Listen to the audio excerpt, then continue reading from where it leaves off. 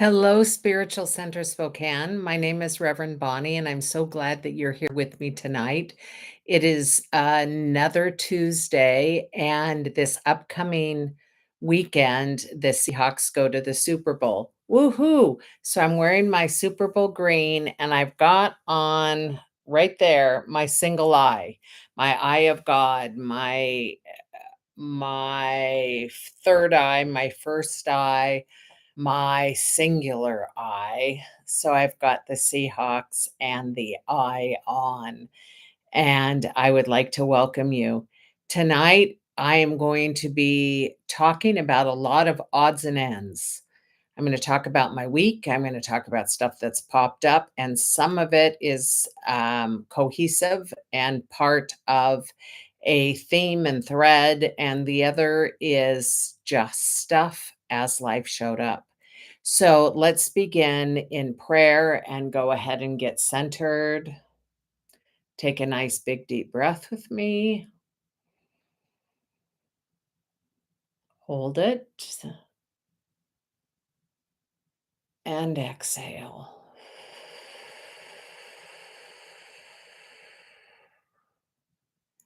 And this time we're going to breathe in for 4, hold it, and out for 8. Ready? In for 4, hold it,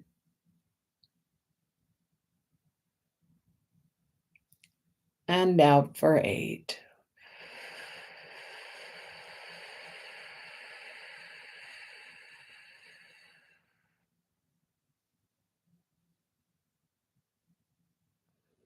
And let's place our attention on our heart and on our feet so we ground our heart energy.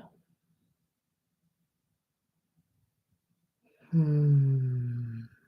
And let's open in prayer. So we begin with the awareness that all there is God. There's not God and us. There's not God and the planet. There's not God and ideas. There's not God and things, but there's God as all of it. God is the one, God is the only, and it operates in, through, and as all of its creation. And so we begin with the awareness that the Father and I are one, or we begin with the awareness that the divine presence and I are one, or we begin with the awareness that there is only a quantum field in which I live, move, and have my being. Hmm. And so, from this place of knowing the oneness of life, the oneness of God, the oneness of the field, I know that I am not apart and separate from it. I am an expression of it and from it.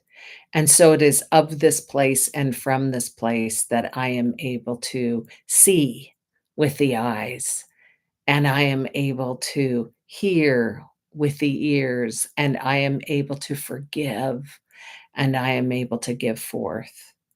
And so it is from this place that the love permeates all of my body temple and all of yours. It is from this space and this place that the intelligence of God is in operation, and that tonight, as I speak, that there is a transmission and a transference that happens between us that is oh so beautiful. And so, for this and for another week that we are alive on planet Earth together, I do give thanks. And together, let's say, and so it is. Amen. All right. So, as I was saying earlier, tonight I'm going to have a popcorn of topics or odds and ends. I've got several different things that came about this week that I just want to bring into attention. One is that I have a friend in town who's been staying with me now for 3 weeks.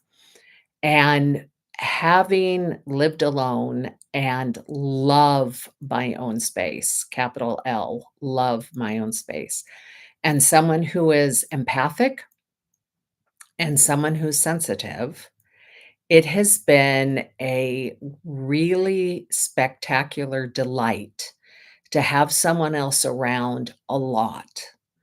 And since this individual is not from Spokane, since my friend is not from here and doesn't have connections here, then the impetus is, or the desire is, for my attention.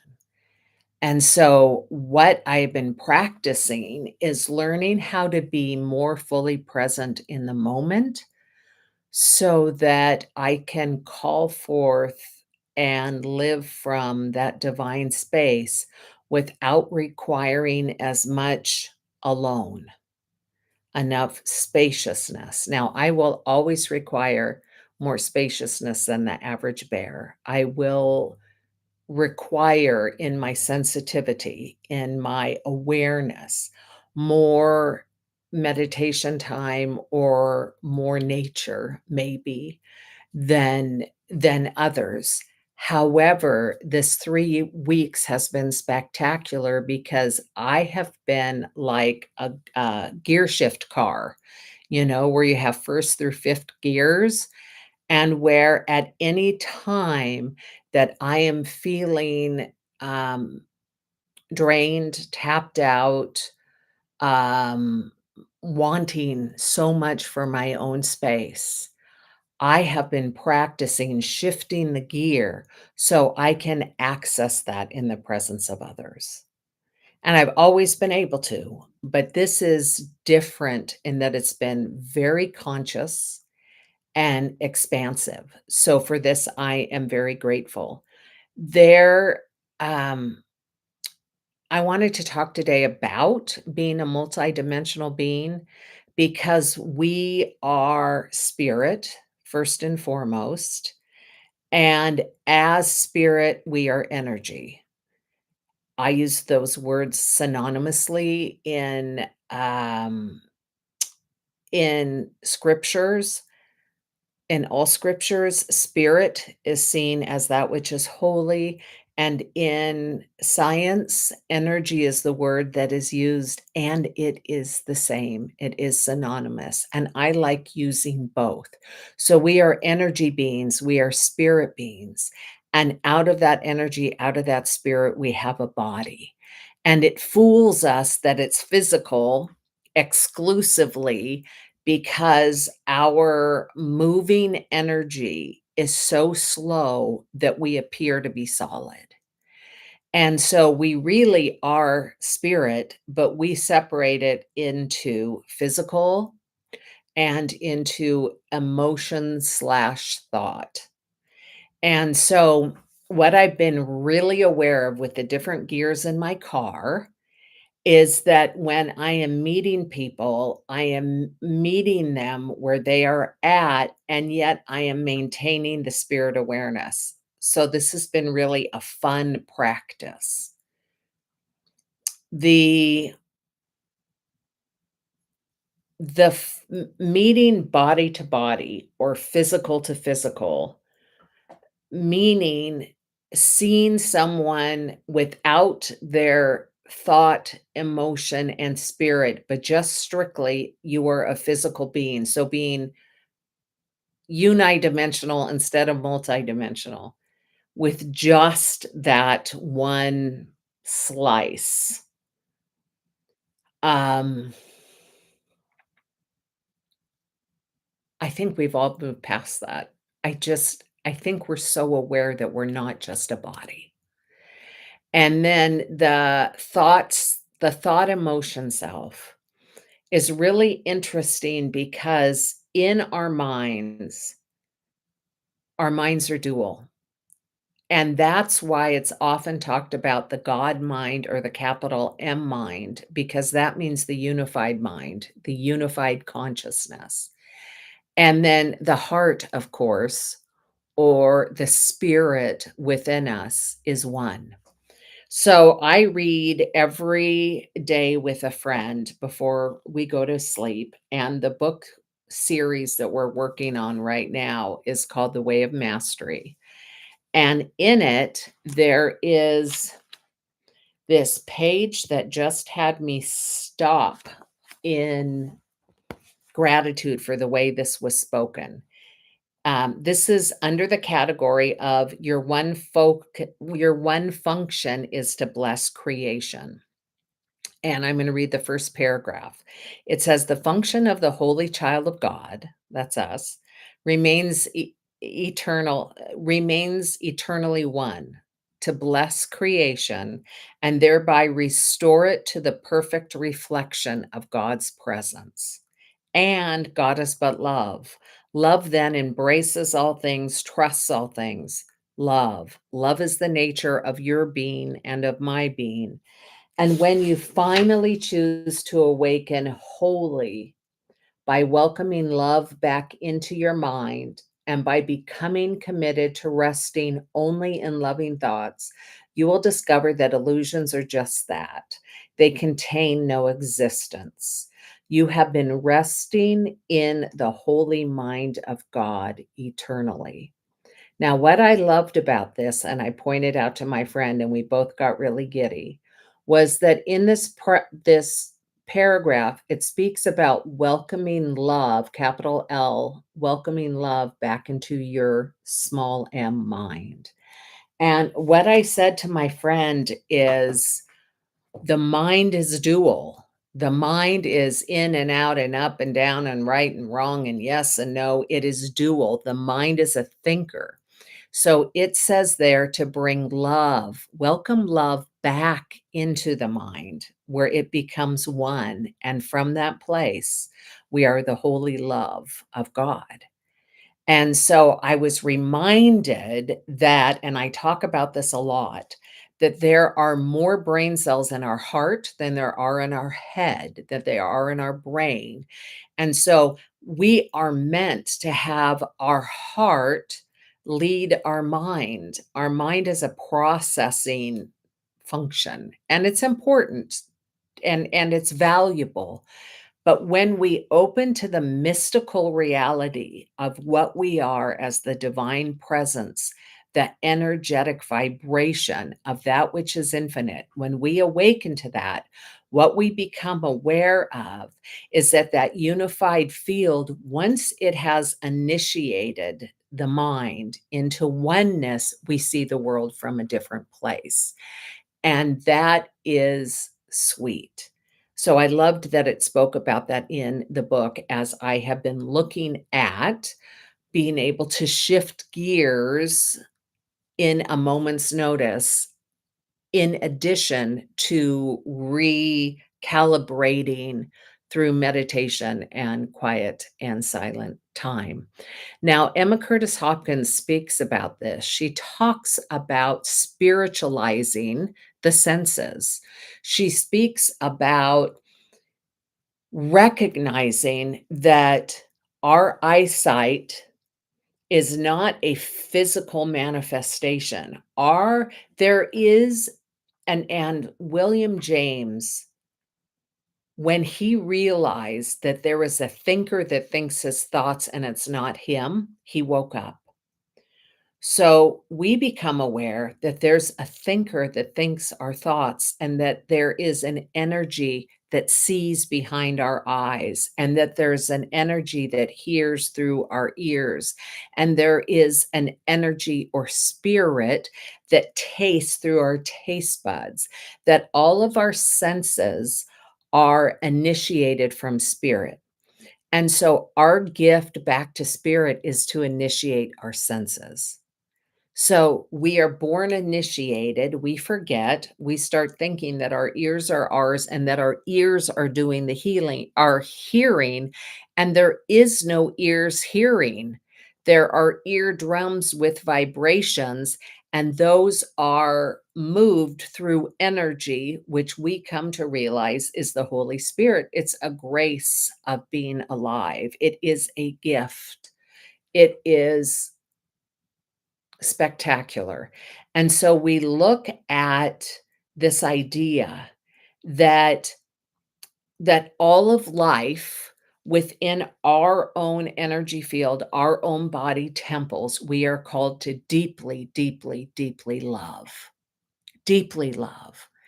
And this past week, I became aware of as I've been working with more and more clients on healing physical issues in their body, how insidious the idea has become in our mental training that somehow our body is not enough, or our body is not right, or our body is not beautiful, or sickness is bad, or all of the messaging that we receive, and we come to a place on our spiritual journey where we have the opportunity in meditation, in the deepest part of ourselves, to bless any of those ideas that are floating around that aren't the truth of our being.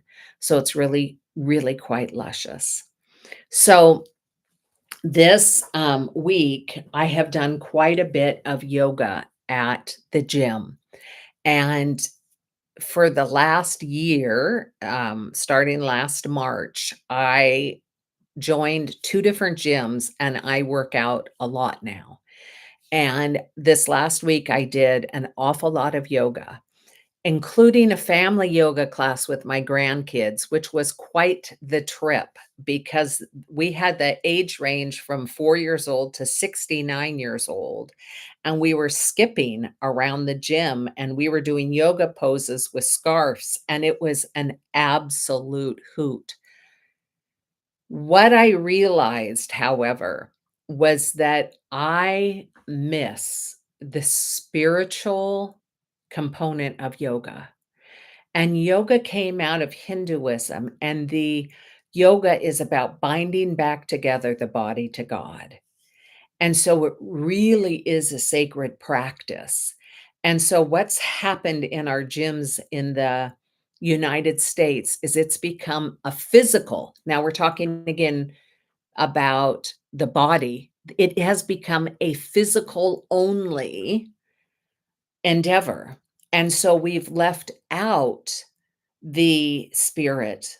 We've left out its origin, which is to stretch our body temples as we chant love songs to God, as we chant or speak affirmations of the love of God that we have for being in physical body. So, I was reminded that Dr. John Demartini, whose work I have studied for a long time, for decades now, part of his story was that as a young man, he had dyslexia and he was unable to read. And he had a teacher who told him he would amount to nothing. He would never be able to read.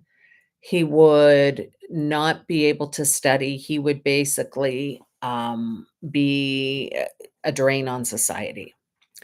So he dropped out of school and ran off to Hawaii as a teenager and surfed and lived on the beach, homeless on the beach.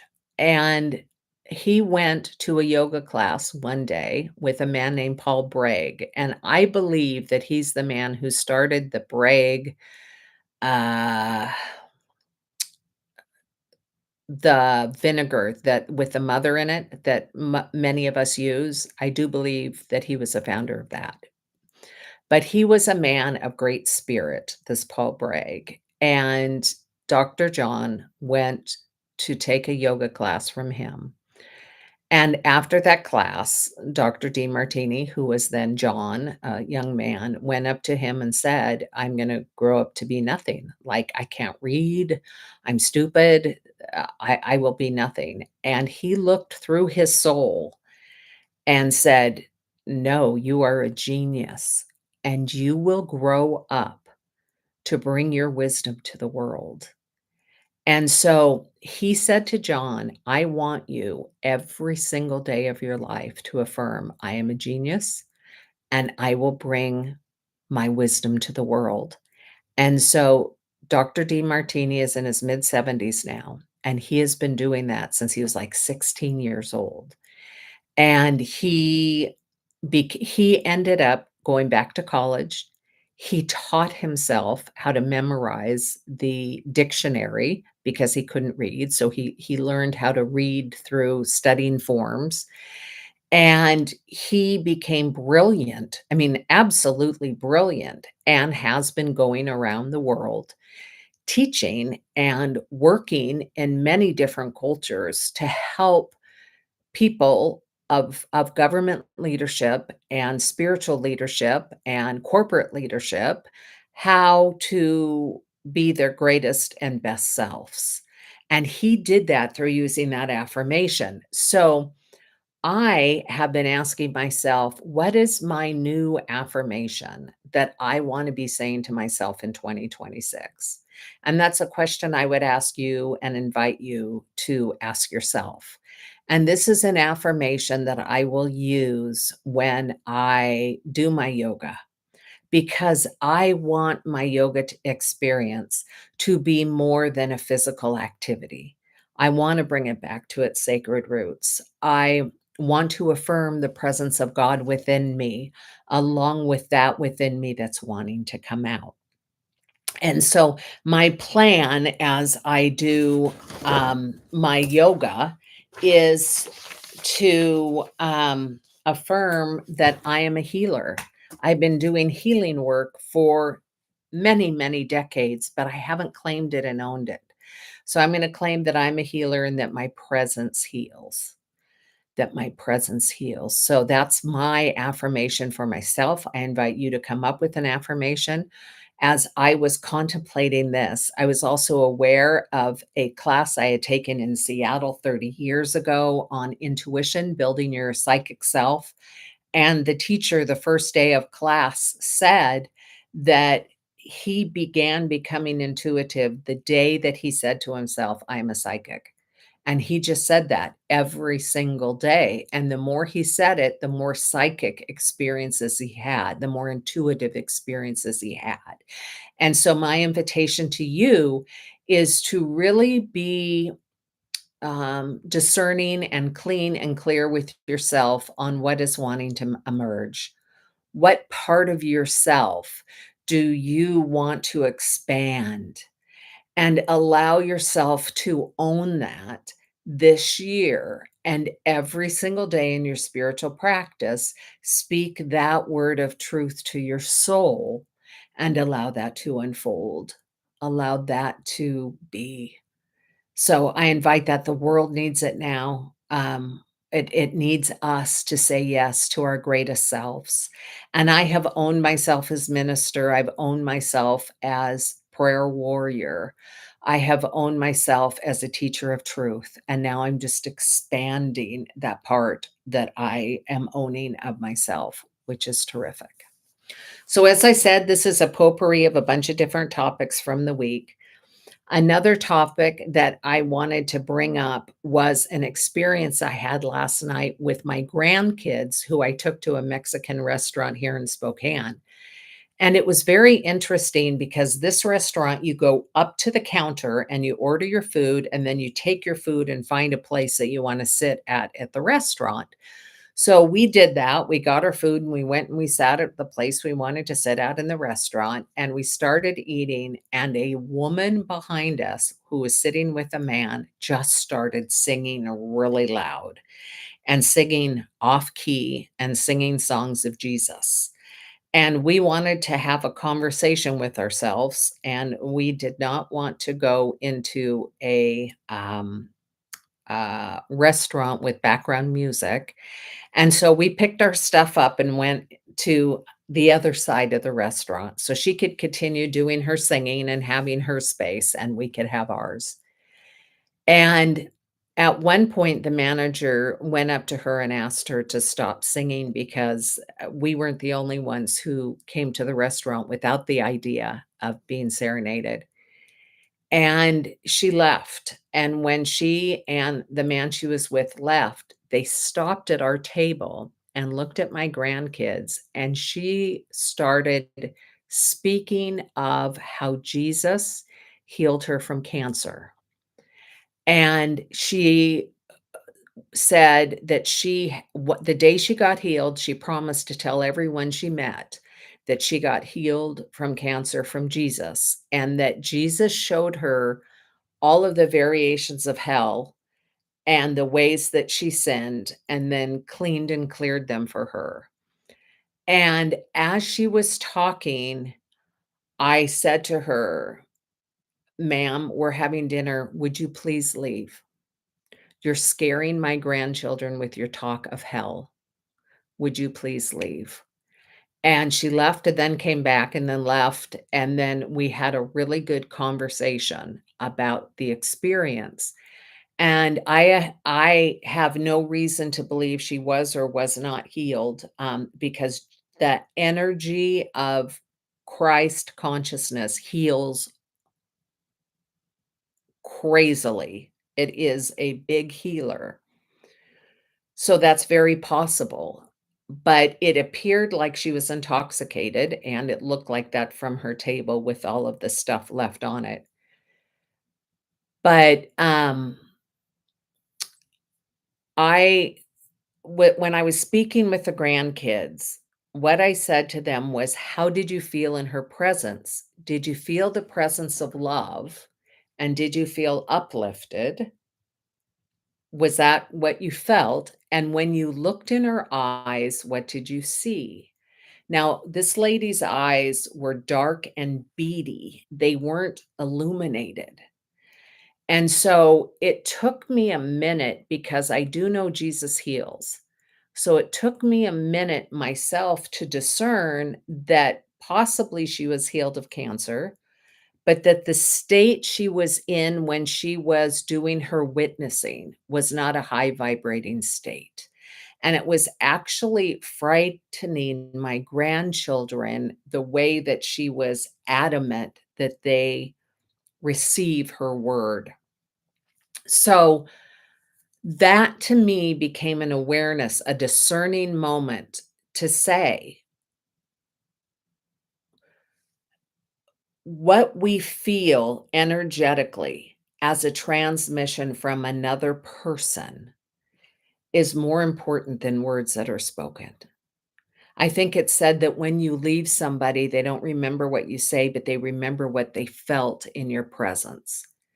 That was the experience that we had last night, and it was very instructive because the words were seductive, but the energy was, not in alignment with the words that were spoken. So, great conversation with the grandkids.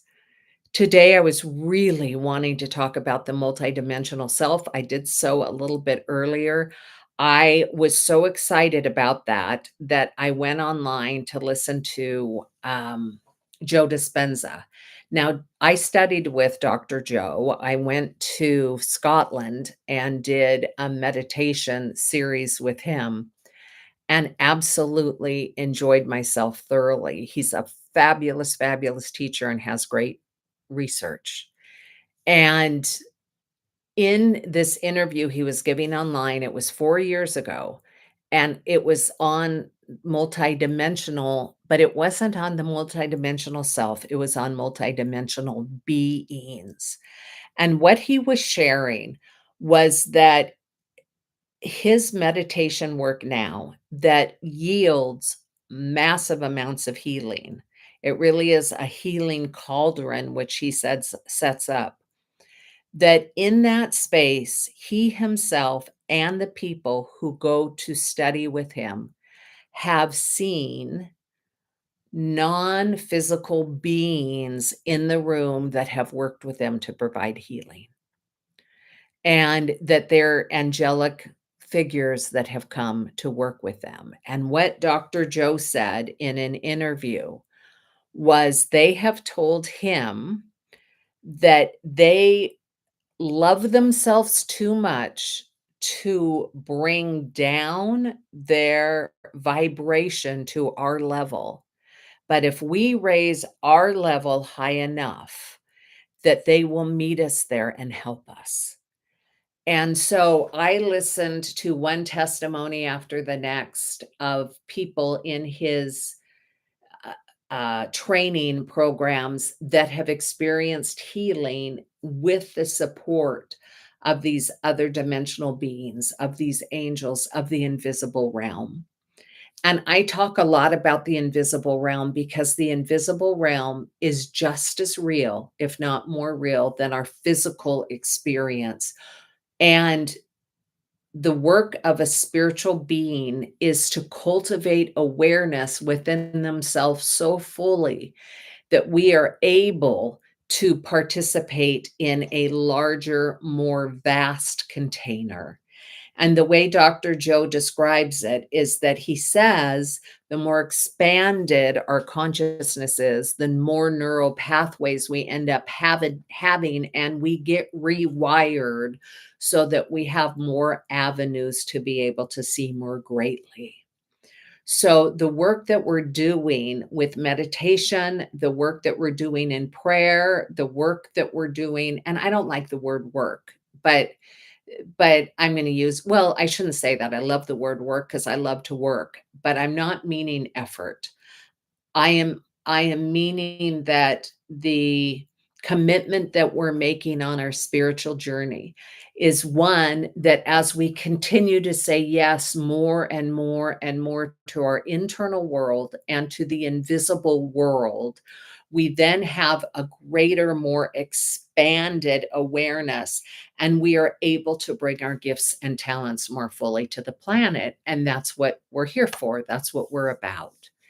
And so I got, more jazzed, way more jazzed as I have been thinking about the multidimensionality of myself, and when I heard his interview, then I was thinking of my own beingness and the beingness as a more broader idea, the more broader awareness of being with and without body temple. So Dr. Joe says that there's 4 states of awareness. One is wakefulness, one is sleep, one is dreaming, and the 4th is the transcendental, or I call the mystical experiential self. And it is in that area that we, as people of Spiritual Center Spokane, invest our time and our energy. And then the last, so I pulled an angel card for us, by the way, because I was so moved by the angels in the room with Dr. Joe. And this comes from the Archangel Oracle card deck from Doreen Virtue. And this one is Archangel Raphael is who I picked, which, given that I was talking about healing today, makes sense. And it says, give your cares and your worries to us angels and allow us to take your burdens. And then from the guidebook, it says, have you asked us angels for help with your situation? We can only help if you give us permission. Right now, close your eyes and take a deep cleansing breath. Then mentally call upon your guardian angels and the archangels to help you. Don't outline how you want to be helped. Just tell us what the situation is that you'd like help with. Which reminds me that Doreen read a book about called Hiring Your Angels. And the entire premise behind the book is that if you need anything done, whether it's human resource work or house cleaning work or a handyman, anything, you hire an angel to go out and find it for you. And I bring up Doreen because yesterday was her birthday. So happy birthday, Doreen. Okay, so this says don't outline, just hire who you want to hire. Most important, be open to receiving help as it comes to you. The help might be in the form of a hunch, an intuitive idea, or a direct intervention. If you receive any repetitive guidance, it's important that you follow it. Working with Archangel Raphael, ask Raphael to surround anything needing healing with his emerald green aura. You can see the clothing that he has is emerald green. It's very beautiful. The crystals that are aligned with Raphael's healing are emeralds and malachite. So I pulled his card. And then lastly, as I've been talking a lot about love, For most people don't know what divine love is. They just don't. And that's okay because it's something we grow into. So I started thinking about all of the smaller bites of love that bring us into the greater love. And I made a list of them so that if divine love feels way too big for you, or you experience divine love but are not sure how to bring that forth into human form and what that looks like, I made a list of words that describe smaller bite size of love, and I'm just going to read them and we can talk about them another time. But one is to tolerate. To tolerate. So, when you really someone really, s like, just strikes you wrong, just is it just gets on your nerve, that tolerate is a higher vibration than giving into that nerve. Acceptance then is even higher than tolerance, of course. Having patience with, oh my gosh, that's a good one with my grandchildren. Having patience with cordiality, being cordial to others, compassion, having compassion with others, empathy, tenderness, concern for, warmth, benevolence, kindness, respect, devotion, cherishing, adoration, doting, affection, communion, enduring, long term love, and agape spirit love.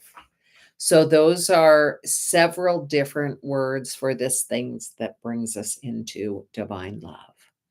So let's go ahead and enter into our meditation together tonight. And thank you so very much for being here. So we close our eyes and we feel our feet on the ground. And we just let all of the words and all of the ideas and all the thoughts just swirl around us.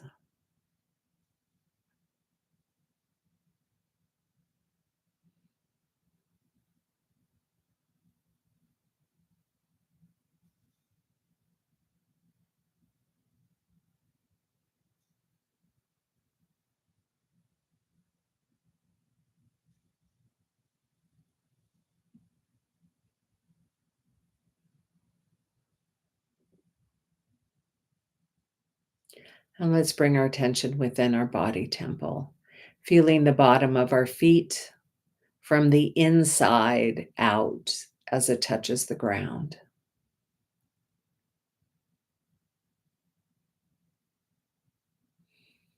Feeling the inside of our calves and our thighs, moving up to our seat where we're seated against the chair. This is considered the first chakra. This is considered that energy field that we have, a family of earth, of survival, of differentiation, of our belonging, of our tribe. And let's just place our attention right there where our body sits upon the chair.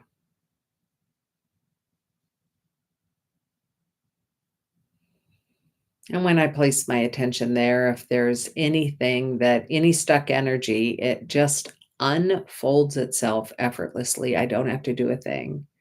I just place my attention there. And now I bring my attention up to below my belly button.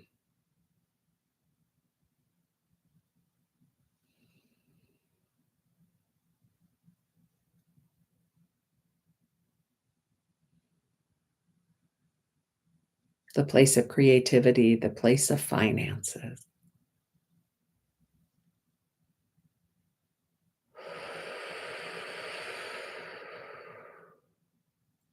the place of emotion. And we just breathe and allow our portal to do what it needs to do.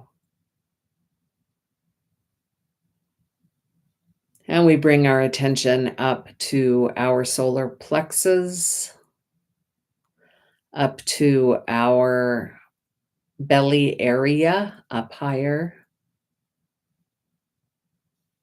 And I call this our engine. This is where our will is.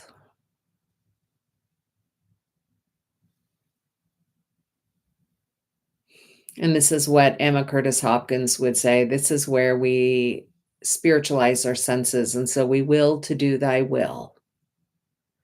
That will becomes one, not separate.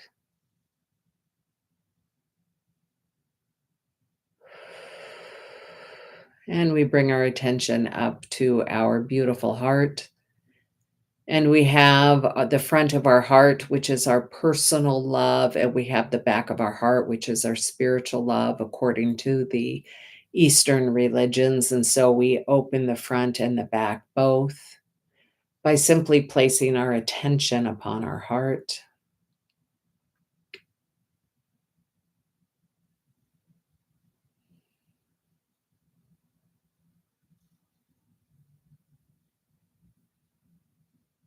And now we have opened 1, 2, 3, 4 portals. 4 portals. And if we count our feet, 5. We bring our attention to our throat, where, as I read from the book tonight, said our only job is to bless. It is from the chakra that we do our blessing. Bless and not curse.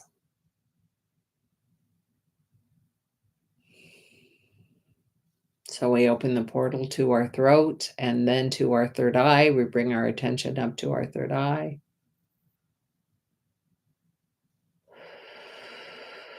Simply leaning into it. I don't know about you, but I have been feeling this beautiful humming vibration in my third eye tonight. And then we bring our attention to our crown, to the top of our head.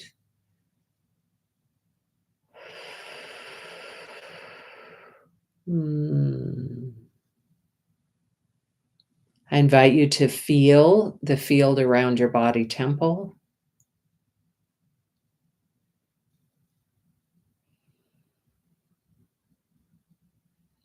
And now, from this place of openness, go ahead and ask for any help you have from the angels and archangels. Place your order if you would like help. Don't tell them how to do their job, but just say, this is the area I would like help in.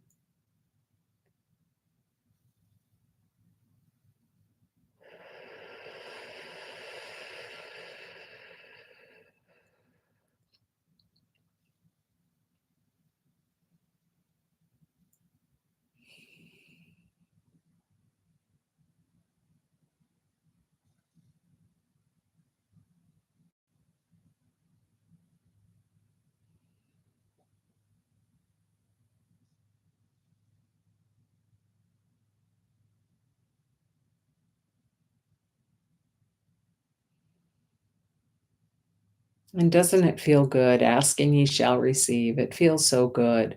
And if you don't want to ask an angel, we can ask the consciousness of Christ. We can ask the divine presence. We can reach out to the quantum field for a larger and bigger and greater thought.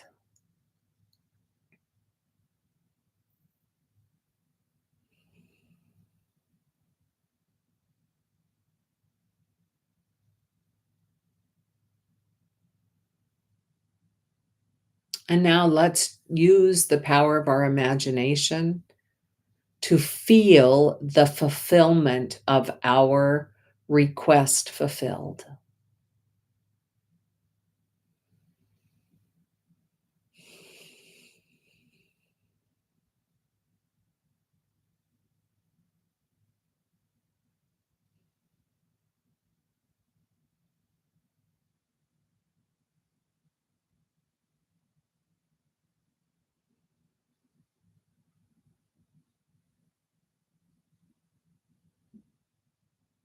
And allow that feeling tone, and feeling is not an emotion.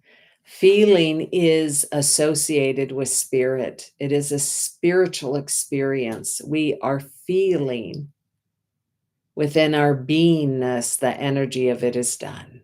It is done.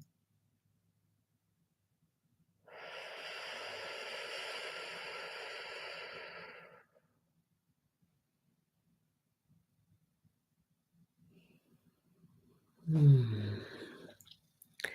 And so, dear friends, right here and right now, I just give thanks for the ever vibrant, ever vital, ever volitional presence of God that's in operation in, through, and as each one of us.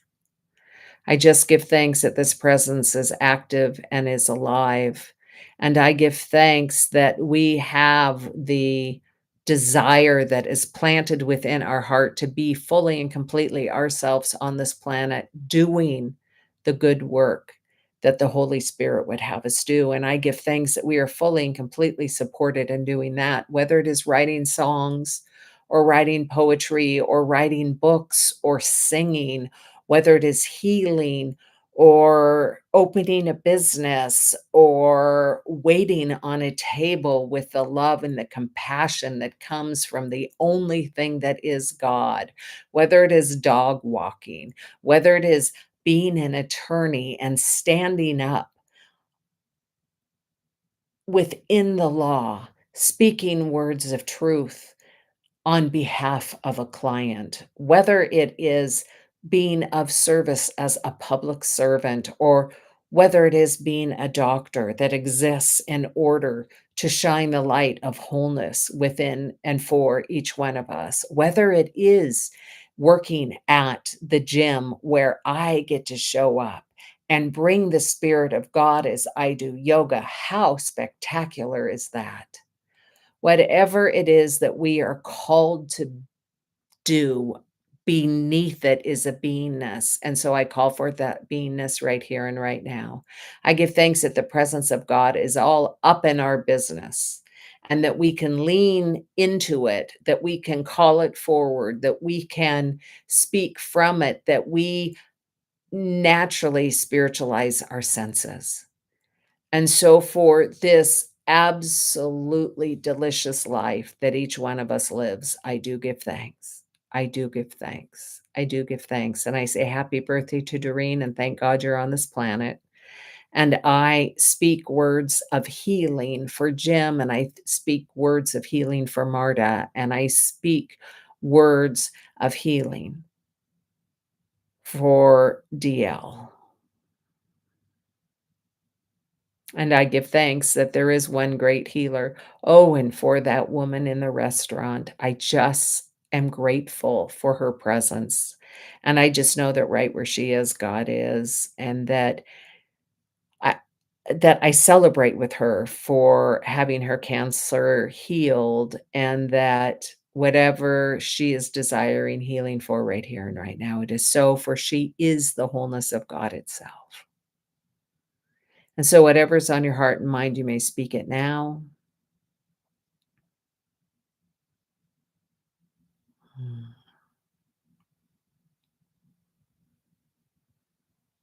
And I know that it is done, and so it is. Amen. Love and blessings. Thank you so much for being here tonight. I'll see you next Tuesday after the Super Bowl. Love and blessings.